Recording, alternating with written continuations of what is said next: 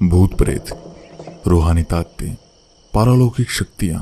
अगर आपके मस्तिष्क में भी इन चीजों के बारे में बार बार ख्याल आते हैं तो आज मैं आपको कई सौ सालों से एक किले में दफन एक ऐसी पारलौकिक शक्ति के बारे में बताने जा रहा हूं जिसके बारे में सुनकर आपके रोंगटे खड़े हो जाएंगे।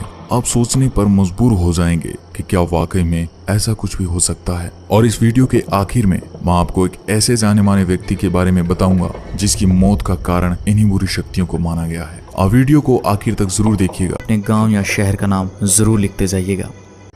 आप सामने लगे जिस बोर्ड को देख रहे हो, राजस्थान के अलवर जिले में भानगढ़ किले के बाहर लगे इस बोर्ड पर यह साफ साफ लिखा है कि सूर्य उदय से पहले एवं सूर्यास्त के पश्चात आपको इस किले में प्रवेश करना तो दूर, आपको रात के वक्त इस किले के आसपास भी नहीं भटकने दिया जाएगा। आज मैं आपको इसी भानगढ़ के किले की वो दो कहानियां बताऊंगा जिस कारण रात के वक्त लोग इस किले में प्रवेश करना तो दूर, इसके आसपास भी नहीं भटकते। और कुछ लोग इन कहानियों को कहानी नहीं बल्कि सच्ची घटना मानते हैं। कहते हैं कि जब आमेर के राजा भगवंत दास भानगढ़ के किले को बनवा रहे थे तो वहीं कुछ दूरी पर गुरु बालूनाथ तपस्या किया करते थे। जब बालूनाथ को खबर लगी कि उनके पास में एक किला बनाया जा रहा है तो उन्होंने राजा को बुलावा भिजवाकर अपने पास बुलवाया। जब राजा भगवंत दास गुरु बालूनाथ के पास पहुंचे तो उन्होंने राजा से कहा कि आप जिस किले को बनवा रहे हो उससे मुझे कोई भी आपत्ति नहीं है, लेकिन एक बात का ध्यान रखना कि इस किले की ऊंचाई इतनी मत कर देना कि इसकी परछाई दिन के किसी भी वक्त जहाँ पर मैं तपस्या कर रहा हूँ वहाँ पर पहुँचे और मुझे छुए। उन दिनों जो साधु संत हुआ करते थे उनका बहुत आदर सम्मान किया जाता था, उनकी किसी भी बात को टाला नहीं जाता था। तो राजा ने भी ऐसा ही किया और फिर किले के निर्माण में ऐसा ही किया गया। किले के किसी भी भाग की ऊंचाई इतनी नहीं रखी गई जिससे कि किले की परछाई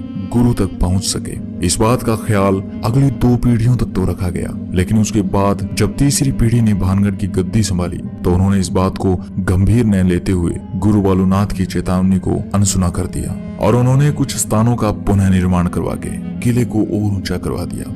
और आगे किले की परछाई गुरु बालूनाथ तक पहुंच जाती है। और जब यह परछाई बालूनाथ की तपस्या वाले स्थान पर पहुंची तो बालूनाथ को इतना गुस्सा आया कि उन्होंने ये श्राप दे दिया कि भानगढ़ तबाह हो जाएगा। और उसी दिन के बाद भानगढ़ पर दुखों का पहाड़ टूट पड़ता है। और यह भी कहा जाता है कि 1783 में जो भयंकर अकाल आया था जिसमें मरने वालों का आंकड़ा करोड़ों में था, वो अकाल गुरु बालूनाथ के श्राप की वजह से आया था। और आज तक यहाँ पर इस श्राप का असर देखने को मिलता है, जिस कारण से लोग इस किले में रहना तो दूर, इसके आसपास भी नहीं भटकना चाहते। लेकिन दूसरी कहानी उस राजकुमारी की कहानी है जिस पर लोगों को सबसे ज्यादा विश्वास है। और इस खौफनाक कहानी के कारण ही लोग इस किले को भूतहा शैतानी किला कहते हैं। जब ये किला खुशहाल था तब यहाँ पर एक राजकुमारी रहा करती थी जिसका नाम था रत्नावती। राजकुमारी रत्नावती बेहद खूबसूरत थी। राजकुमारी की खूबसूरती के चर्चे दूर दूर तक फैले हुए थे। इस कारण हर दिन अलग अलग राजाओं के शादी के संदेश राजकुमारी के पास आया करते थे।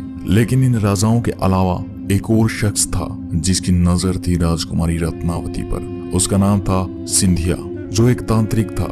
एक दिन जब सिंधिया तांत्रिक ने राजकुमारी को देखा तब से सिंधिया तांत्रिक राजकुमारी के लिए पागल सा हो जाता है। सिंधिया तांत्रिक राजकुमारी को पाना चाहता था, लेकिन सिंधिया तांत्रिक जानता था कि वो सीधे तरीके से राजकुमारी को नहीं पा सकता था, क्योंकि कहाँ शमशान में रहने वाला सिंधिया और कहाँ महलों में रहने वाली राजकुमारी रत्नावती।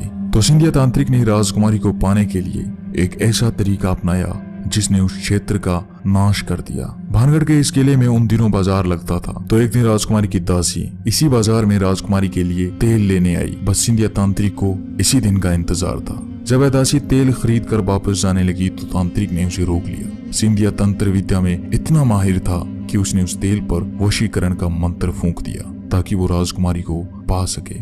दासी तेल लेकर राजकुमारी के पास पहुंच जाती है, लेकिन राजकुमारी भी इस विद्या का ज्ञान रखती थी। उसने जैसे ही तेल को देखा वैसे ही उसे शक हो गया कि इस पर किसी ने तंत्र मंत्र किया है। फिर राजकुमारी ने अपनी दासी से पूछा कि तुम्हें बाजार में कौन मिला था। तब दासी ने बताया कि उसे सिंधिया तांत्रिक मिला था। तब सिंधिया तांत्रिक नाम सुनते ही रानी को सब कुछ समझ में आ जाता है। उसे समझ आ गया था कि मामला क्या है। राजकुमारी ने वो शीशी किले के ऊपर पड़े